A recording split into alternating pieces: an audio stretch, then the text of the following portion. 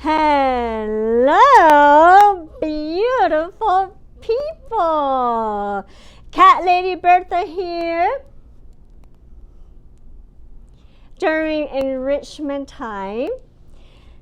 And what is Cat-Lady Bertha going to do today? We have some, we had an amazing person, not really sure who it was, who dropped off all kinds of tennis balls. Look at this, full. Look at all these amazing things, wonderful things that we get to make for our dogs here at Animal Services. And of course, this is something you yourself can make at home. Because the best thing that you can do is to make sure that your dogs and cats and your animals are super happy at home. All you need to do is spend 15 minutes with your baby, your fur baby at home.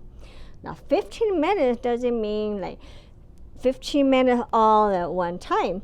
You can budget that time. You can pet your dog in the morning. You can kiss your dog during lunchtime. You can play with them when they get home. And you can also create a toy for them, as we're going to do today. And probably this is the best thing that we can do, especially if you at home where you don't even have to go out and buy anything. You can find recyclable stuff. So that is what we're going to be doing today. I found an old t-shirt that I'm going to be utilizing to make a toy from tennis balls. And when we're doing our process, this is what we're going to come up with. These are tennis balls using old t-shirts. What a neat way, what a creative way to be able to do this. And your dog can spend hours and hours and even possibly days and days playing with these toys. Now, if you have one dog, of course, you can make as many as you like. But if you have 2 dogs, 3 dogs, our best advice suggestion is for you to make one for each dog. Play with them one at a time just to see how it goes, and then you can introduce them or together one at a time. So, all right, so now we have our old t-shirt. Now we have our tennis ball. You also need scissors. Keep in mind that you might need some supervision. Make sure you have an adult with you. And of course, you might also need some extra strings. And you can get that from the t-shirt, which I'm about to do that right now. So I know I need a string. So probably the best, sturdiest thing you can do is get it from the hem. So that's exactly what I'm going to do. I'm going to first cut a hem to make it a string. I'm going to put it aside. Now, you could do 2 things. If you have a bigger dog, right? Something like this. If you have a smaller dog, you could probably make something like this. Well, in my household, I have a super tall dog, Pandora, and then we have 2 small dogs. But I'm going to make this for my Pandora. But Pandora is strong and sturdy, so I'm going to just fold it in half. And I'm going to put my tennis ball kind of sort of to measure it, just so I know where I need to cut the strings. So that's what I'm going to do. Okay, so I'm going to get my scissors, and all I'm going to do is just cut away all the way up. You can make as many as you like. You can make them as thick as you like. All we're going to do is braid them. It's so easy. I don't know if maybe some of you braided your hair when you were little. I know I got a lot of braiding when I was a kid. So that's exactly what we're going to do.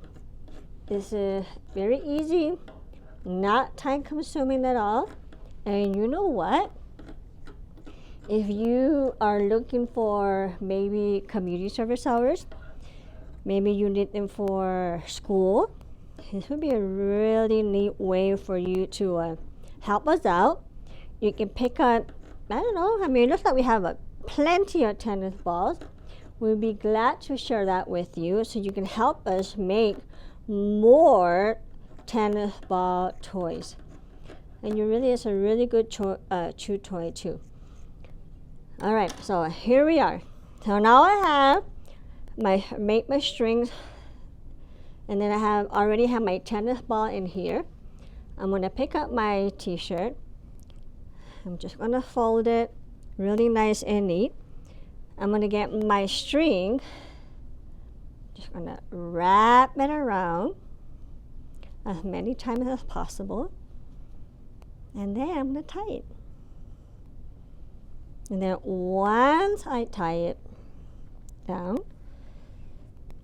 maybe twice, and now we have all these things hanging down. Yep, you got it. I'm gonna go ahead and start braiding.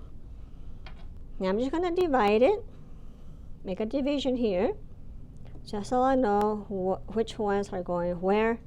I'm just organizing myself so I can start braiding. I'm gonna braid this side first.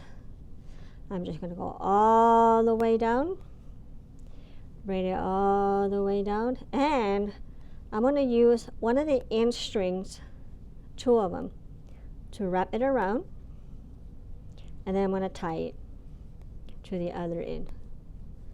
Now, some people like to use rubber bands. I would probably recommend a rubber band that has material on it. I think it would be a lot safer for the dogs. So that's probably what I would use.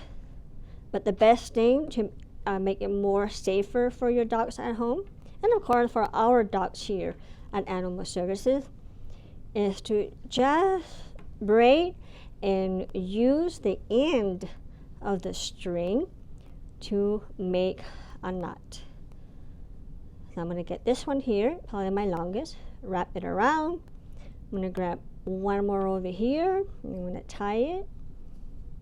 There you go. So now I'm on my last one.